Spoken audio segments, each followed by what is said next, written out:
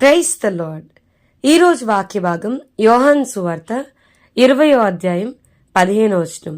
యేసు, అమ్మా, ఎందుకు ఏడ్చుచున్నావు? ఎవరిని వెదుకుచున్నావు అని ఆమెను అడుగగా, ఆమె ఆయన తోటమాలి అనుకుని, అయ్యా, నీవు ఆయనను మోసుకొని పోయిన ఎడల ఆయనను ఎక్కడ ఉంచితివో నాతో చెప్పుము, నేను ఆయనను ఎత్తుకొని పోదునని చెప్పెను. ఈరోజు ఈ వాక్య భాగం ద్వారా దేవుడు మనతో మాట్లాడుతూ ఉన్నారు. నిన్ననే మనం రిజరెక్షన్ డేని సెలబ్రేట్ చేసుకున్నాం కదండి. మరి కొందరు స్త్రీలు పునరుద్ధాన వార్తను, ఈ సువార్తను వ్యాపింప చేయడానికి దేవుని చేత చాలా గొప్పగా వాడబడుతూ వచ్చారు. ఈ యోహాను సువార్త 20వ అధ్యాయంలో మరి అయితే సమాధి బయట నిలిచి ఏడుస్తూ సమాధిలోకి వంగి చూస్తూ ఉన్నప్పుడు దేవదూతలు కనబడతా ఉన్నారు. వాళ్ళు అంటున్నారు, ఎందుకు ఏడుస్తున్నావమ్మా అంటే, నా ప్రభువుని ఎవరో ఎత్తుకొని పోయారయ్యా అని దేవదూతలు చెప్తుంది.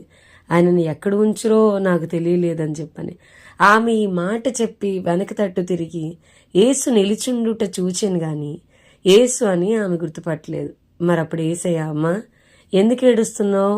ఎవరిని వెతుకుతున్నావు అని ఆమెను అడిగినప్పుడు ఆమె ఆయన తోటమాలనుకున్నయ్యా, నీవు ఆయనను మోసుకొని పోయిన ఎడల ఆయనని ఎక్కడ ఉంచితివో నాతో చెప్పు, నేను ఆయనని ఎత్తుకొని పోతాను అని చెప్తా ఉంది. మరి వెంటనే యేసయ్య ఆమెను చూసి మరియా అని పిలవంగానే ఆమె రబ్బూని అని మాట్లాడడం మనం చూస్తున్నాం. మరి ఈ పునరుద్ధాన ఈ దినంలో మనం మగ్దలేని మరియలా ఉండడానికి ప్రయాసపడాలి. నాకు ఈ వచనాన్ని చదివినప్పుడు ఐ వాజ్ క్వైట్ సర్ప్రైజ్డ్, ఆస్టానిష్డ్. అరే, ఒక 33.5 సంవత్సరాల వయసులో ఉన్న ఒక యవ్వనస్తుని ఒక స్త్రీ హౌ కెన్ షీ క్యారీ, ఎట్లా మోసుకెళ్తుంది? బరువు ఉంటారు కదా. ఈవిడ కూడా ఒక స్త్రీ, చాలా స్త్రీ అనగానే బలహీనం, ఏది మోయలేరు, దేన్ని తీసుకుని వెళ్ళలేరు. అలాంటిది 33.5 సంవత్సరాల వయసులో ఉన్న ఒక యవనస్తుని నేను నా భుజాల మీద ఎత్తుకొని తీసుకెళ్ళిపోతానయ్యా. ఎక్కడ పెడుతుందో తెలీదు. ఇంకొక బరియల్ గ్రౌండ్, ఇంకొక గుహ లాంటిది మరి తన సొంత డబ్బులతో కొనుక్కోగలదో లేదో తెలీదు. అంత కెపాసిటీ ఉందో లేదో తెలీదు. ఆ యవనస్తుని మోయలేక మధ్యలో ఎక్కడన్నా కింద పడేస్తుందో, కింద పెట్టి మరలా ఎత్తుకుని మోసుకెళ్తుందో తెలీదు. కానీ నాకు ఇచ్చేసేయి, నేను ఆయన ఎత్తుకుని తీసుకెళ్ళిపోతా అంటుంది. నాకు చాలా ఆశ్చర్యం అనిపిస్తా వచ్చింది. మగ్దలేని మరియ ఏంటి ఆయన ఎత్తుకుని పోతా అంటది అని చెప్పని. సో మన జీవితాల్లో కూడా ఆ సిలువను మనం మోసుకొని పోవడానికి, ఎక్కడికి వెళ్తే అక్కడికి ప్రభువుని ఎత్తుకొని పోవడానికి ఇష్టపడాలి. ఈ ప్రభువు మన భుజాల మీద ఉన్నప్పుడు ఎక్కడికి వెళ్తే అక్కడికి ఆయన మనం ఎత్తుకొని తీసుకెళ్తున్నప్పుడు మనం మనకు నచ్చినట్టుగా మనం బ్రతకలేం. మనం ఏది పడితే అది మాట్లాడుతున్నప్పుడు, ఏది పడితే అది చూస్తున్నప్పుడు మనకి మన కొరకు బ్రౌన్ మీద వేలాడబడిన మన ప్రభు గుర్తొస్తాడు. ఆయన మనం ఎప్పుడైతే ఎత్తుకొని ప్రతి స్థలానికి తీసుకుని వెళ్తామో ఆయన గాయాలను రేపుతున్న మన కాన్షియస్ మనలోనికి వస్తుంది.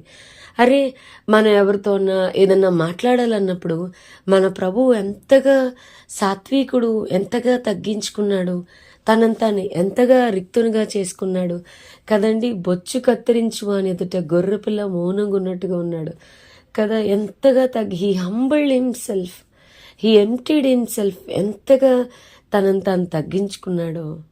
తన స్వరక్తం ఇచ్చి, మీరు మీ సొత్తు కారు, మీరు విలువ పెట్టి కొనబడిన వారు. He has paid the price. తన స్వరక్తం ఇచ్చి మనల్ని సంపాదించుకున్నాడు. అలాంటి ప్రభును ఆఫీస్కి వెళ్తే ఆఫీస్కి, కాలేజ్కి వెళ్తే కాలేజ్కి ఆయన్ని మనం ఎత్తుకొని పోతున్నప్పుడు మనకి లోకానుసారంగా జీవించలేం.